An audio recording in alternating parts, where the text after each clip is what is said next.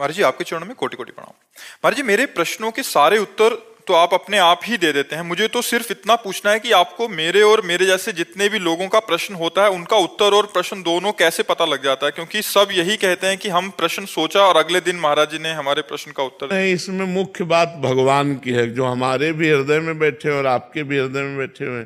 तो आपके हृदय में कोई ऐसा प्रश्न हुआ और किसी ने यहाँ प्रश्न कर दिया और उसका उत्तर आपको मिल गया, तो इसमें मुखिया भगवान हुए ना, मुख्य तो भगवान हुए। जो प्रश्नकर्ता से वही प्रश्न कराया जो सैकड़ों लोगों के हृदय में चल रहा था, और उत्तरकर्ता के हृदय में बैठ के उत्तर दे दिया। तो प्रश्नकर्ता और उत्तरकर्ता और श्रोता तीनों में मुख्य भगवान हुए कि नहीं हुए? तो भगवान का ही ये सारा खेल है। पर महाराज जी, अगले दिन ही कैसे होता है कि प्रश्न का उत्तर अपने आप ही आ जाता है? हाँ, तो भगवान का ही खेल है, इसमें हमारा क्या खेल? हम तो कच्चा न पड़े, हमें तो कुछ ज्ञान नहीं है, भगवान ही सब बुलवाते हैं। अनन्या सिंह जी। राधे राधे महाराज। राधे राधे महाराज जी। महाराज जी, ईमानदारी पे भी चलने पे कभी कभी कष्ट भोगने पड़ते हैं, और क्या ये प्रारब्ध हम अपने अच्छे और सच्चे कर्म से सही नहीं कर पा रहे? नहीं, इसमें वर्तमान के सत्य मार्ग में चलने की कमी का कोई प्रमाण नहीं होता। इसमें होता है हम सत्य चल रहे हैं, लेकिन इस समय हमारा बुरा प्रारब्ध चल रहा है। तो देखा जाता है कभी कभी धर्मात्मा पुरुष दुख भोगते हुए और पापात्मा पुरुष सुख भोगते हुए।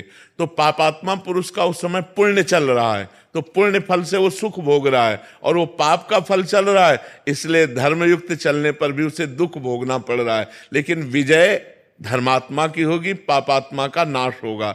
जैसे कुछ समय तक 12 वर्ष का वनवास, 1 वर्ष का अज्ञातवास पांडवों को भोगना पड़ा, और सम्राट पद पर दुर्योधन बैठे खूब फूला, लेकिन अंत में हस्तिनापुर नरेश महाराज युधिष्ठिर हुए और कौरवों का सम्यक विनाश हुआ।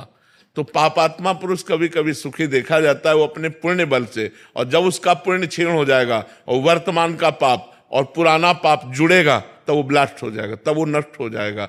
तो हमें चाहिए धर्म से ही चलना चाहिए, भले दुख मिले तो हमारे पूर्व पाप का परिणाम है, उसे हम भोग लेते हैं, आगे हमारा मंगल होगा। ये पक्का निश्चित बात है, इसमें कोई भी संशय नहीं है। तो ब्रह्मास्त्र का प्रयोग मच्छर मारने के लिए जैसे नहीं किया जाता, ऐसे ही अपने भजन का प्रयोग अपने रोग नाश के लिए नहीं किया जाता। ये भजन का ही बल है कि हम आपके बीच में बैठे हैं ऐसी स्थिति पर भजन का बल का प्रयोग भगवान की प्राप्ति है, ना कि इस नाशवान शरीर को स्वस्थ कर लेना। अगर स्वस्थ भी होंगे और कल मरना है तो मर ही जाएंगे, और अगर हमें 10 साल जीना है तो अस्वस्थ होते हुए भी हम 10 साल जिएंगे और वो कार्य करेंगे जो एक स्वस्थ पुरुष भी नहीं कर सकता है। तो हमें चाहिए अपने भजन का प्रयोग सुख दुख में नहीं, भगवान की प्रसन्नता में प्रयोग करना चाहिए।